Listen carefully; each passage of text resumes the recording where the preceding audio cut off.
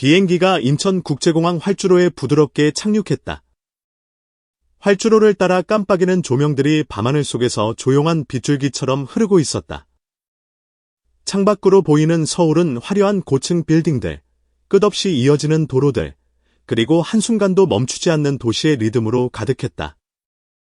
손흥민은 길게 숨을 내쉬었다. 익숙하면서도 낯선 감정이 마음속 깊이 차올랐다. 그는 돌아왔다. 이번에는 그를 향해 함성을 지르는 팬들도, 독점 사진을 찍기 위해 몰려든 기자들도 없었다. 이 여행은 명성을 위한 것도, 국가를 대표하는 임무도 아니었다.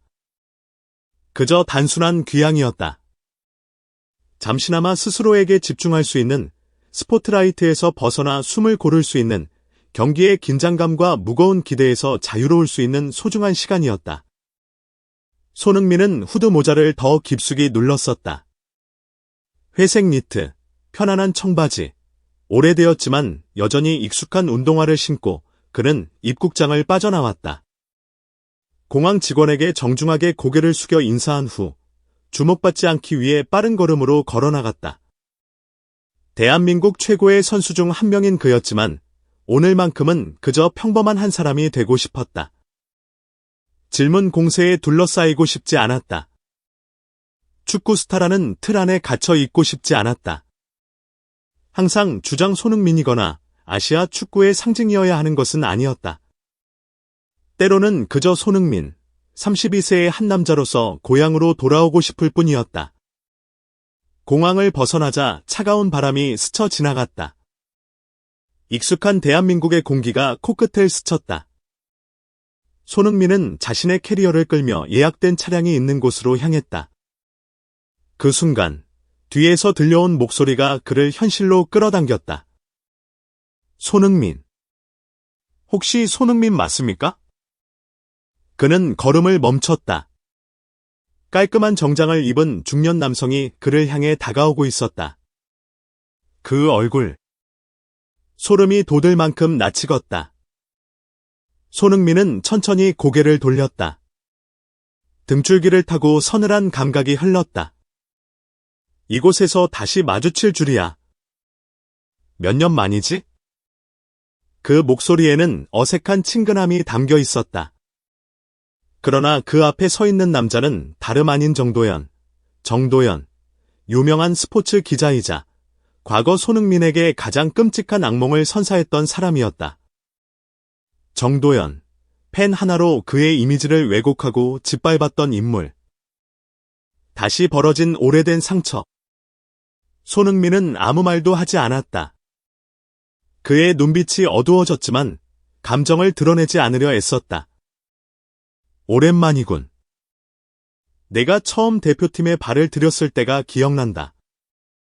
이제 정말 많이 성장했구나.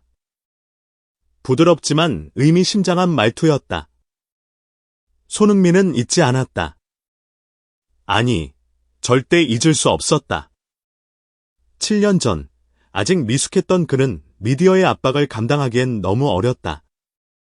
그때 정도연이 쓴 기사 한 편이 모든 것을 뒤흔들었다. 손흥민 다 진정한 스타인가? 아니면 과대평가된 자인가? 그 기사는 그를 오만하고 겸손하지 못한 선수로 묘사했다. 대표팀 주장으로서의 자질이 부족하다는 내용이었다. 그 결과 여론은 싸늘하게 돌아섰다. 그는 오랫동안 그림자 속에서 자신의 가치를 증명해야 했다. 모든 것을 되찾기까지 너무나 긴 시간이 걸렸다.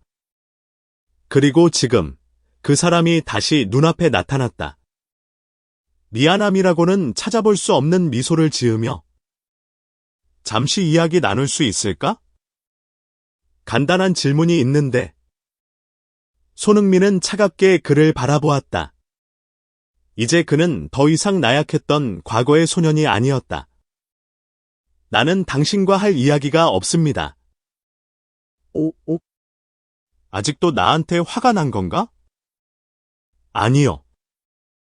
단지 어떤 사람에게는 내 시간을 허비할 필요가 없을 뿐입니다.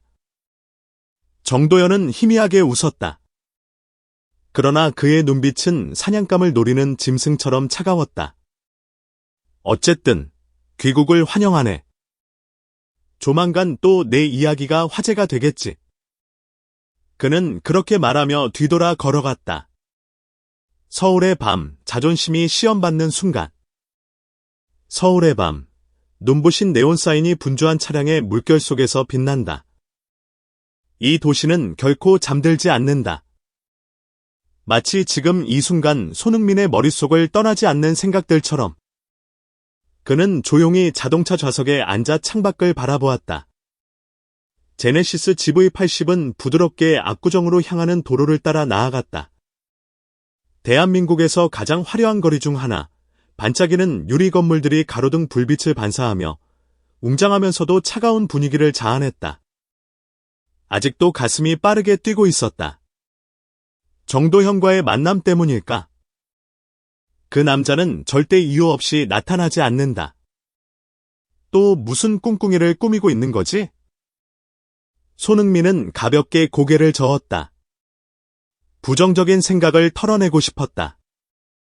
오늘 그의 목표는 다른 것이었다. 오랫동안 꿈꿔왔던 새로운 스포츠카를 사는 것, 자신에게 주는 작은 보상이었다. 그러나 그는 알지 못했다. 공항에서의 만남은 단지 오늘 하루의 시작일 뿐이라는 것을. 대한모터스 겉모습으로 판단하는 세상. GV80은 서울에서 손꼽히는 고급 자동차 딜러샵, 대한모터스가 위치한 거리로 들어섰다. 매끈한 유리창 너머로 우아하게 전시된 명품 차량들이 마치 새로운 주인을 기다리는 듯한 모습이었다. 손흥민은 차에서 내려 후드 모자를 살짝 올린 뒤 천천히 안으로 걸어 들어갔다. 까만 말풍선 그가 문을 지나자마자 들려오는 속삭임들. 저 사람 누구야? 돈 많은 사람처럼 안 보이는데? 옷 좀 봐. 그냥 차나 구경하러 온 사람일 수도 있잖아. 이 모든 말이 들렸다. 그러나 그는 아무 반응도 하지 않았다. 그는 이미 익숙했다. 사람들의 평가, 보이지 않는 편견들. 어디서든 사람들은 상대를 겉모습으로 판단했다. 대한모터스의 사람들, 계층이 가치를 결정하는 곳. 박쥐훈, 영업팀장. 책상에 기대어 서서 손흥민을 천천히 훑어보았다. 의미심장한 미소가 그의 입가에 번졌다. 그 옆에는 김민철, 늘 이익이 되는 편에 붙는 아첨꾼. 그는 박지훈을 쿡 찌르며 비웃듯 말했다. 봐, 또 한 명의 꿈쟁이가 왔네. 저런 헐렁한 옷을 입고 여기 들어오다니 차를 살 생각이 있기나 할까? 박지훈은 가볍게 고개를 끄덕이며 팔짱을 꼈다. 뭐, 한번 두고 보자. 하지만 우리 시간을 낭비할 가치가 있을 것 같진 않군. 조금 떨어진 곳에서 신입사원 별표 최우진, 별표 이 대화를 조용히 지켜보고 있었다. 그는 손흥민을 알아봤다. 심장이 두근거렸다. 뭔가 말하고 싶었지만 해고될지도 모른다는 두려움이 그의 발을 붙잡았다. 공개적인 모욕, 짓밟힌 자존심. 손흥민은 조용히 다가가 은색 현대엔 비전 74 모델을 바라보았다. 오랫동안 눈여겨보던 차였다. 그 순간 등 뒤에서 들려오는 비꼬는 목소리. 죄송하지만 저희 매장은 사진 찍으러 오는 관광지를 아닙니다. 손흥민이 돌아보았다. 박지훈이 팔짱을 낀 채 서 있었다. 차가운 시선, 경멸 어린 미소.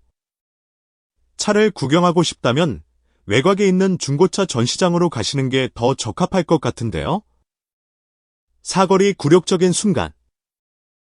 직원들이 비웃었다. 고급 정장을 입은 몇몇 고객들이 흥미롭게 쳐다보며 조용히 웃었다. 김민철은 헛기침하는 척하며 웃음을 삼켰다.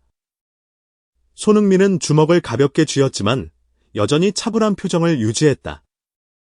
이런 시선과 평가, 그는 수도 없이 겪어왔다.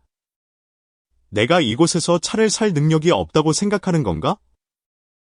박지훈은 어깨를 으쓱하며 냉소적인 미소를 지었다.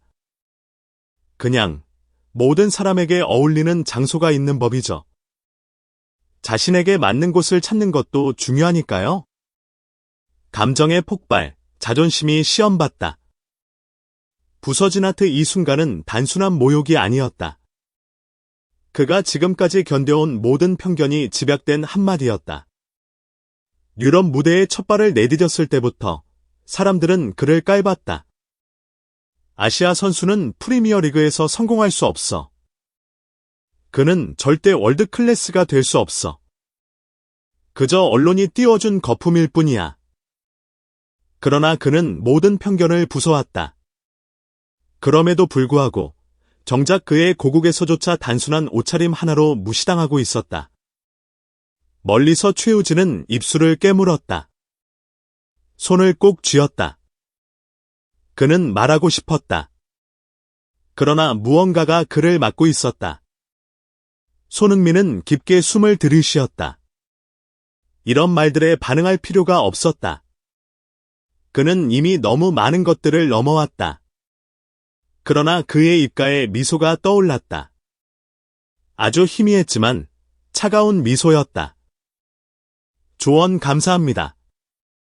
서울의 조용한 밤. 그러나 손흥민의 마음속에는 지훈의 말과 대한 모터스 쇼룸에서 받았던 경멸의 시선이 여전히 울려 퍼지고 있었다. 그는 화가 나지 않았다. 실망하지도 않았다. 그저 가슴이 아팠다. 단순한 모욕 때문이 아니었다. 그저 한 자동차 매장의 오만한 직원 때문도 아니었다. 자신의 조국에서조차 그는 여전히 겉모습으로 판단받고 있었다. 어린 시절 프로 선수를 꿈꾸며 맞닥뜨렸던 편견들이 다시금 그를 짓누르고 있었다. 운명의 전화. 한적한 거리에서 그의 휴대폰이 진동했다. 전화받기 대한 모터스 CEO 전상호 회장이었다. 흥민아, 방금 우리 쇼룸에 들렀다고 들었네? 손흥민은 미소를 지었다. 생각보다 소문이 빨리 퍼지고 있었다. 네, 하지만 그들이 기대한 고객은 아니었던 것 같습니다. 전화기 너머로 무거운 한숨이 들려왔다. 지금 나를 만날 수 있겠나? 예상치 못한 회의 말이 바람처럼 사라지지 않을 때. 30분 후, 손흥민은 강남 중심부에 위치한 대한 모터스 본사에 도착했다. 그는 최상층 회의실로 들어섰다. 그의 맞은편에는 전상호 회장이 앉아 있었다. 경험이 풍부한, 단호하고 날카로운 인상의 남자. 하지만 오늘 그의 눈빛에는 어느 정도의 불안함이 서려 있었다. 모든 이야기를 들었다. 손흥민은 조용히 바라봤다. 그의 눈빛은 평온했지만 깊은 무언가가 담겨 있었다. 직접 사과하고 싶다. 내 직원이 저지른 행동은 용납될 수 없는 일이야. 손흥민은 가볍게 고개를 끄덕였다. 하지만 이 문제는 저 개인의 일이 아닙니다. 만약 오늘 쇼룸에 들어온 사람이 저 아닌 평범한 사람이었다면 똑같이 당했을 겁니다. 그렇지 않습니까? 전상호는 아무 말도 하지 않았다. 바로 그것이 그를 가장 불안하게 만들었다. 내 말이 맞다. 그리고 나는 이런 일이 다시는 일어나지 않도록 해야 한다. 뒤집힌 쇼룸, 현실이 악몽이 될 때. 한편 대한 모터스 쇼룸에서는 박지훈이 여전히 자랑스럽게 자신이 거지 같은 놈을 어떻게 쫓아냈는지 떠벌리고 있었다. 까만 말풍선 그들의 비웃음 섞인 대화가 계속됐다. 김민철, 그 놈 지금 분해서 미쳐버렸겠지? 감히 여기서 뭘 바란 거야? 지훈, 그러게 말이야. 여기는 그런 놈들이 올 곳이 아니지. 돈만 있다고 되는 게 아니야. 스타일, 지위, 인맥이 있어야 한다니까. 그러나 그들이 비웃음을 터뜨리는 순간 쇼룸의 유리문이 거칠게 열렸다. 전상호 회장이 들어섰고 뒤에는 여러 명의 임원진이 따르고 있었다. 분위기가 순식간에 얼어붙었다. 응징이 모든 행동에는 대가가 따른다. 누가 박지훈인가? 전상호 회장의 목소리는 차갑고 냉정했다. 방금 전까지만 해도 자신만만하게 팔짱을 끼고 있던 지훈은 등줄기를 타고 식은땀이 흘렀다. 저입니다. 우리 고객에게 무슨 짓을 한 거지? 회장님, 저는 단지 회사의 방침을 따랐을 뿐입니다. 브랜드 가치를 지키기 위해. 내가 고객을 판단할 권리가 있다고 생각하나? 저는 단지 높은 기준을 유지해야 한다고. 전상호는 인사 담당 이사에게 눈길을 돌렸다. 지금 당장 그의 인사 기록을 가져와. 그리고 해고 절차를 진행해. 폭발 그 순간 박지훈의 얼굴이 하얗게 질렸다. 회장님, 제발 한 번만 기회를 주십시오. 저는 여기서 7년 동안 일했습니다. 7년 동안 고객을 존중하는 법도 배우지 못했나? 그 누구도 말하지 않았다. 그 누구도 그를 감싸주지 않았다. 폭발 김민철 역시 강등되어 창고관리 부서로 발령받았다. 그들이 지배하던 공간에서 그들의 오만함은 처참히 무너졌다. 진정한 자격 정의가 실현될 때 그 광경을 조용히 지켜보던 최우진. 전상호 회장의 시선이 자신을 향하자 우진은 즉시 고개를 숙였다. 그러나 뜻밖에도 전상호가 그의 이름을 불렀다. 내가 우진이지? 네. 그렇습니다. 내가 한 행동에 대해 들었다. 그 상황에서 유일하게 올바른 반응을 보인 사람이 너라고 하더군. 우진은 입술을 깨물었다. 무슨 말을 해야 할지 몰랐다. 너에게 기회를 주고 싶다. 스스로를 증명해 볼 생각 있나? 우진의 눈이 커졌다. 한 번도 생각해 보지 못했던 기회가 눈앞에 펼쳐지고 있었다. 저는 준비되어 있습니다. 폭발 그날, 최우진은 정규직으로 승진했다. 서울은 여전히 빠르게 돌아가고 있지만 손흥민의 마음속에서는 모든 것이 느리게 흐르는 듯했다. 그는 대한모터스를 떠났지만 이야기는 거기서 끝나지 않았다. 그는 알고 있었다. 진정한 변화란 단순한 결단에서 오는 것이 아니라 남아있는 사람들이 그것을 어떻게 지켜나가느냐에 달려있다는 것을. 생각하는 말풍선 그는 스스로에게 물었다. 지훈 같은 사람들은 정말로 사라질까? 우주는 그 환경에서 버텨낼 수 있을까? 보수적인 자들은 조용히 변화를 막으려 들지 않을까? 손흥민은 주먹을 살며시 쥐었다. 그는 답을 알고 있었다. 변화란 결코 쉬운 것이 아니다. 패배를 인정하지 않는 자. 강남의 한 고급 바 구석. 박지호는 조용히 앉아 붉은 와인을 손에 들고 있었다. 너무나도 많은 일이 너무나도 빠르게 일어났다. 불과 몇 시간 전까지만 해도 그는 대한모터스의 자랑스러운 영업부장이었다. 하지만 지금 그는 실직자가 되었고 그의 명예는 짓밟혔다. 불분노가 그의 가슴 속에서 솟구쳤다. 내가 도대체 뭘 잘못한 거지? 그 옆에서 강등된 김민철이 술잔을 비우고는 쓴웃음을 지었다. 넌 잘못한 게 없어. 다만 잘못된 상대를 건드린 것뿐이지. 지훈의 이가 갈렸다. 손흥민. 절대 가만두지 않겠어. 민철은 지훈을 힐끗 바라보았다. 그의 눈빛이 묘하게 날카로웠다. 그렇다면 내가 무언가를 할 수 있겠어? 잠시 숨막히는 침묵이 흘렀다. 불지호는 포기할 생각이 없었다. 그는 감히 한낱 축구선수 따위 자신이 하찮게 여겼던 자아까. 자신이 쌓아온 모든 것을 무너뜨리게 내버려둘 수 없었다. 그리고 그는 계획을 세웠다. 우진 이 책임이 압박이 될 때. 한편 대한모터스 직원 휴게실.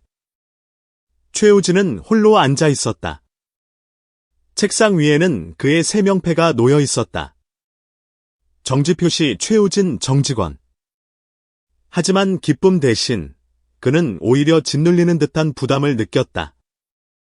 생각하는 말풍선 머릿속에서 끊임없이 의문이 떠올랐다. 내가 이 자리를 지킬 수 있을까? 이곳에 남아있는 구시대적 사고방식을 가진 사람들과 맞설 수 있을까? 그들이 나를 방해하려 든다면 나는 끝까지 버텨낼 수 있을까?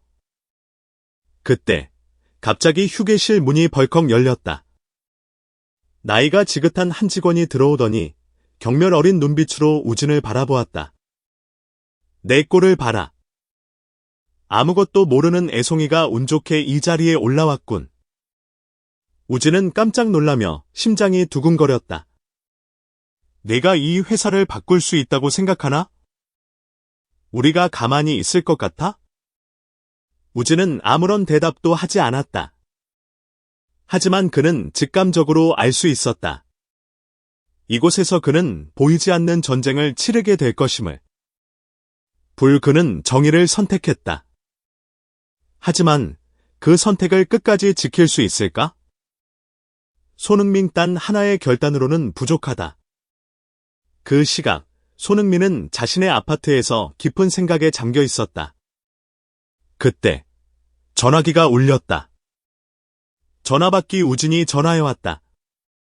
손형. 저 형을 만날 수 있을까요? 짧은 한마디였지만 그의 목소리 속에서 손흥민은 불안, 두려움, 그리고 절망까지도 느낄 수 있었다. 운명의 만남 흔들리는 신념. 홍대의 작은 카페. 손흥민과 우진이 마주 앉아 있었다.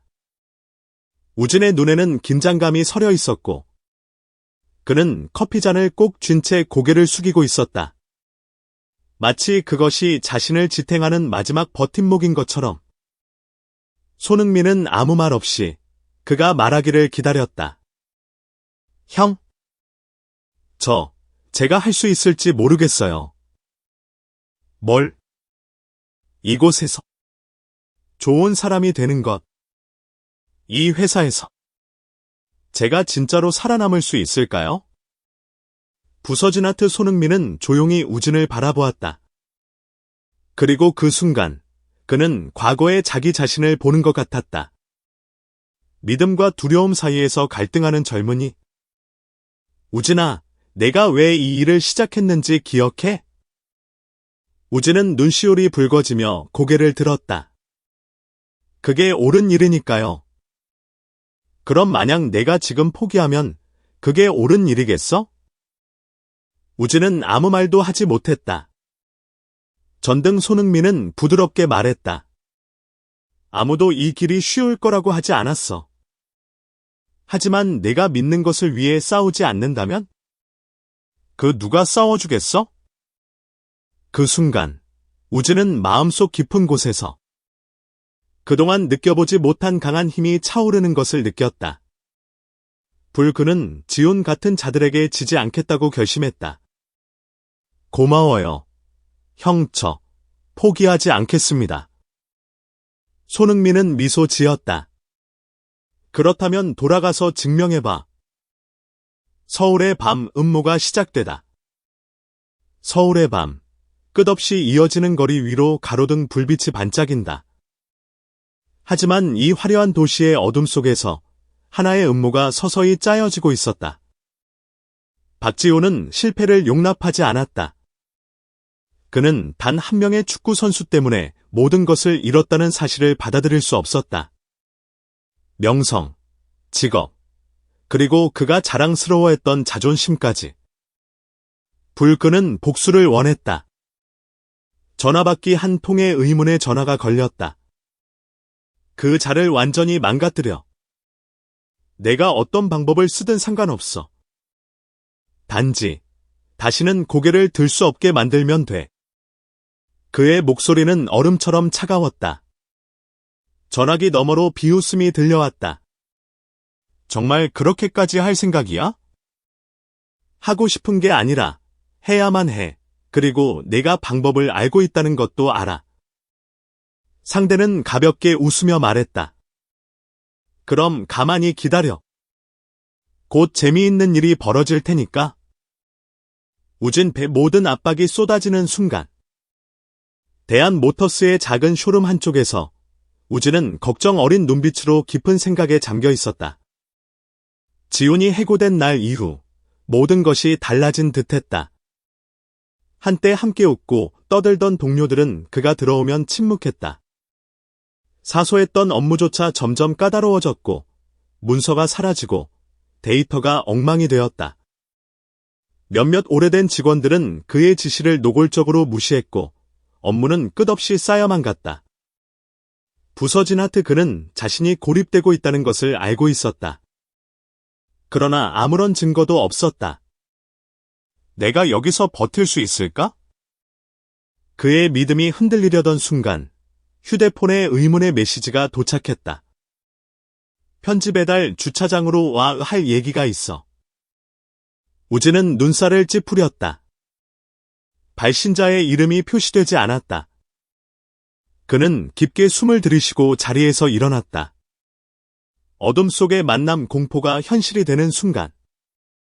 우진이 주차장에 도착하자 갑자기 거친 손이 그의 옷깃을 움켜쥐고 벽으로 밀어붙였다. 어둠 속 두 사람의 형체가 희미하게 보였다. 우진, 내가 진짜 뭔가를 바꿀 수 있다고 생각해? 익숙한 목소리가 들려왔다. 우진은 숨을 삼켰다. 김민철이었다. 그는 비웃는 듯한 표정을 지으며 우진을 내려다보았다. 넌 운이 좋았을 뿐이야. 하지만 운이라는 건 영원히 계속되지 않지. 우진아. 우진은 주먹을 꽉 쥐었지만 반항하지 않았다. 왜 이러는 거죠? 대한모터스는 변화해야 하는 거 아닌가요? 민철은 비웃듯 차가운 웃음을 터뜨렸다. 너 정말 순진하구나. 이곳에서 공정함이 존재할 거라고 믿어? 그는 우진의 귀에 바짝 다가가 났고 위협적인 목소리로 속삭였다. 여길 떠나는 게 좋을 거야.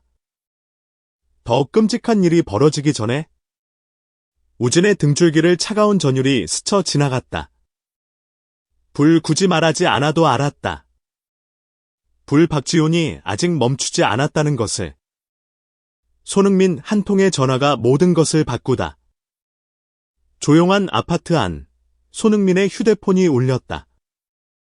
전화 받기 형. 뭔가 잘못되고 있는 것 같아요. 우진의 목소리가 떨리고 있었다. 흥민은 그가 두려워하고 있음을 느꼈다. 무슨 일이 있었어? 누군가 일부러 나를 방해하는 것 같아요. 증거는 없지만 확실해요. 손흥민은 눈을 감았다. 그의 마음속에 분노가 치밀어 올랐다. 지금 바로 만나자. 더 이상 이대로 두지 않을 거야. 이번엔 그는 가만히 있지 않을 것이다. 침묵은 이제 끝났다. 서울은 언제처럼 분주하다. 가득 찬 불빛의 거리와 잠들지 않는 동네들이 있지만 손흥민의 마음속에는 모든 것이 폭풍전의 고요함처럼 두려운 정적만 남아있는 듯하다. 그는 알고 있다. 지호는 아직 끝나지 않았음을. 그는 알고 있다.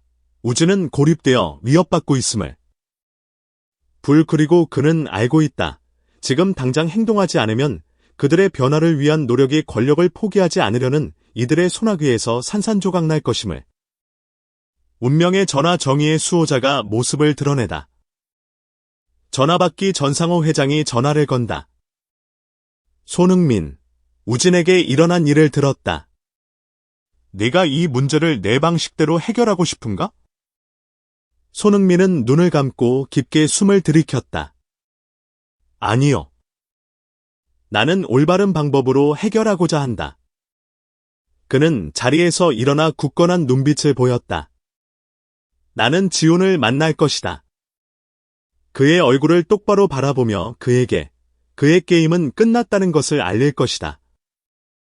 전 회장은 잠시 침묵하다가 천천히 입을 열었다.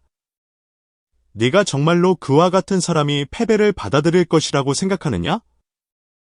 나는 그가 받아들이든지 않든지 상관없다. 나는 단지 그에게 우리가 굴복하지 않을 것임을 알리고 싶을 뿐이다. 대결 정의가 어둠 앞에 선 순간 손흥민은 강남의 한 고급 바에서 박지훈과 만나기로 했다. 이번에는 그가 혼자 오지 않았다. 우진도 함께 갔다. 그들은 주저없이 바에 들어섰다. 그리고 어두운 구석에 지훈은 빈정거리는 미소를 띠며 기다리고 있었다. 오, 유명 선수와 우리 인턴이시여. 여기 왜 오셨느냐?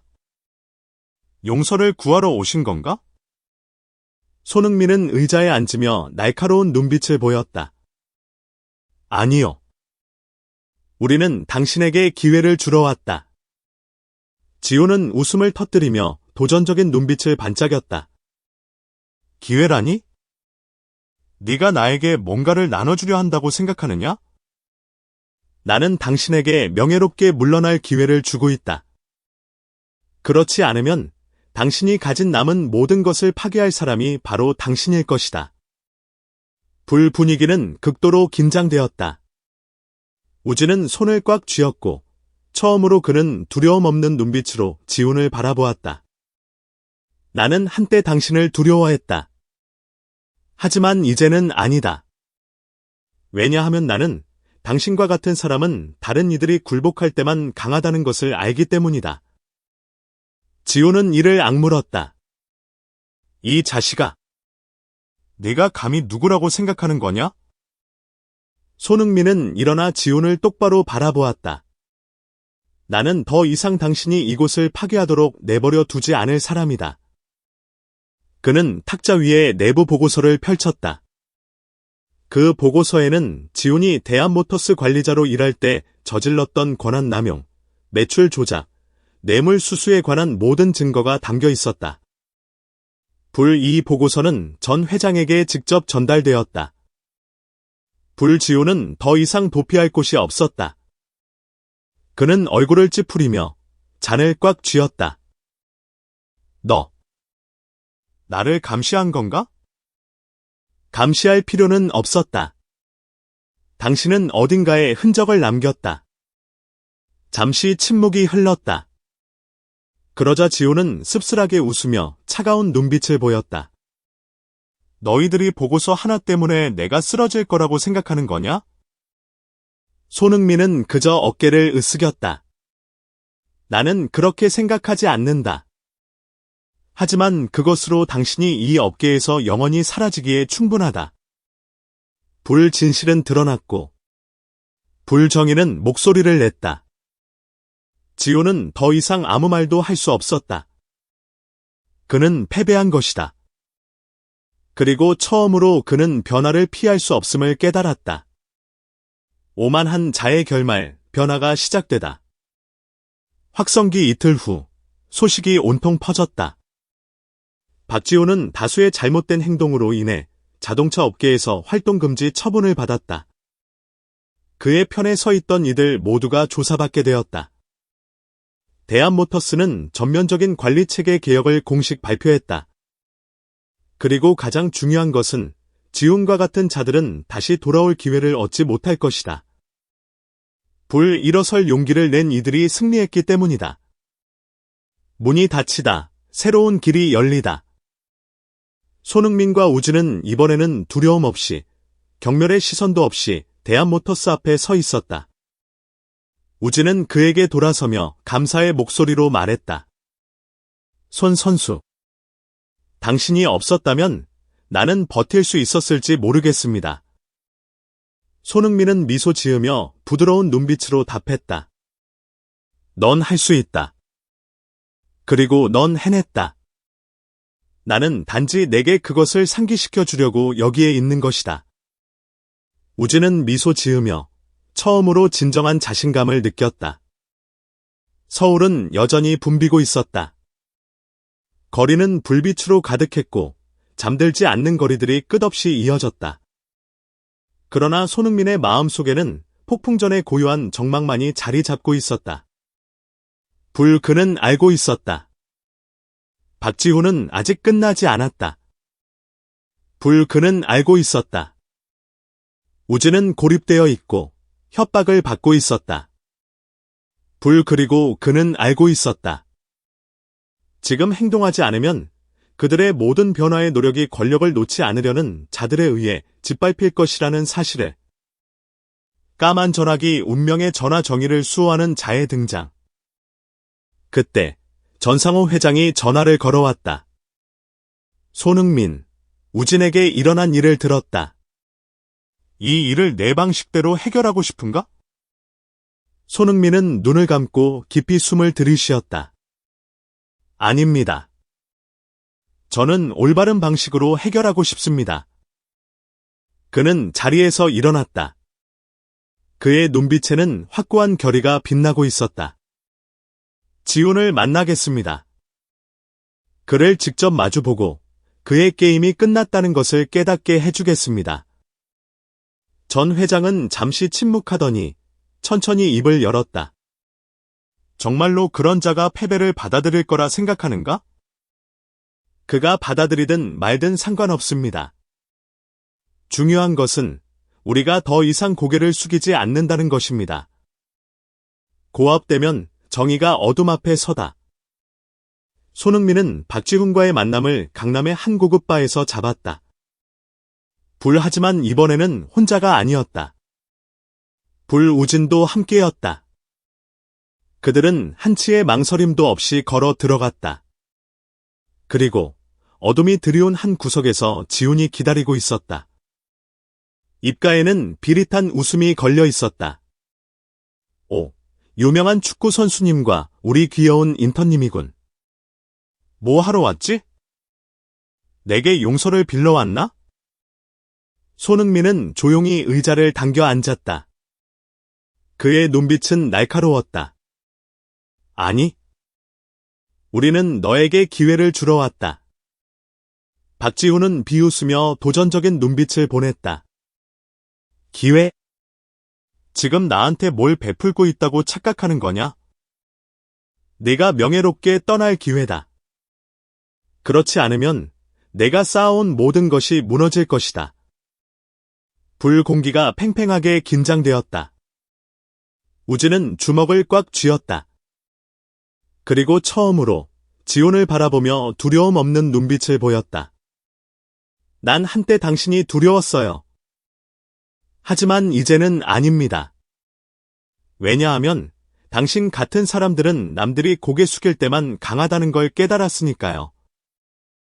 박지훈의 얼굴이 굳어졌다. 이 자식. 네가 뭔데 감히. 손흥민이 자리에서 일어나 지훈을 똑바로 마주 보았다. 나는 더 이상 내가 이곳을 망치는 걸 두고 보지 않을 사람이다. 그는 천천히 테이블 위에 서류 한 장을 내려놓았다. 그것은 대한모터스에서 지훈이 저질러온 권력남용, 매출 조작, 뇌물 수수에 대한 내부 보고서였다. 그리고 그 보고서는 이미 전상호 회장에게 전달된 상태였다. 지훈에게는 더 이상 도망칠 길이 없었다. 지훈의 얼굴이 새하얗게 질렸다. 그의 손이 와인잔을 쥔 채로 부들부들 떨렸다. 너, 나를 감시하고 있었던 거냐? 그럴 필요도 없었어. 네가 스스로 너무 많은 흔적을 남겼으니까. 잠시 정적이 흘렀다. 그러나 곧 지훈은 비웃음을 흘리며 차가운 눈빛을 띄었다. 고작 이런 서류 하나로 날 무너뜨릴 수 있다고 생각하나? 손흥민은 어깨를 으쓱하며 말했다. 그렇게는 생각하지 않는다. 하지만 이걸로 내가 이 업계에서 영원히 사라질 수는 있지. 진실이 밝혀졌다. 정의가 움직였다. 박지훈은 더 이상 아무 말도 하지 못했다. 그는 패배했다. 그리고 그제야 그는 변화가 불가피하다는 것을 깨달았다. 확성기 오만한 자의 몰락 변화의 시작. 이틀 후 뉴스가 퍼져나갔다. 하얀색 체크표 박지훈, 자동차 업계에서 영구 퇴출. 하얀색 체크표 그의 뒤를 봐주던 이들 모두 조사 대상에 포함. 하얀색 체크표 대한 모터스, 경영진 전면 개편 발표. 그리고 가장 중요한 것은 하얀색 체크표 이제 더 이상 지용 같은 자들이 다시는 돌아올 수 없다는 것이다. 왜냐하면 정의를 위해 싸운 사람들이 승리했기 때문이다. 문 하나의 문이 닫히고 새로운 길이 열리다. 손흥민과 우진은 대한모터스의 본사 앞에 섰다. 이번에는 두려움도 경멸의 시선도 없었다. 우진이 조용히 입을 열었다. 형? 만약 형이 아니었다면 난 버티지 못했을 거예요. 손흥민은 미소를 지었다. 그의 눈빛은 따뜻했다. 아니야. 넌 충분히 버틸 수 있었어. 그리고 넌 해냈잖아. 난 단지 그걸 상기시켜 준 것뿐이야. 우진은 미소를 지었다. 그리고 처음으로 그는 진정한 자신감을 느꼈다.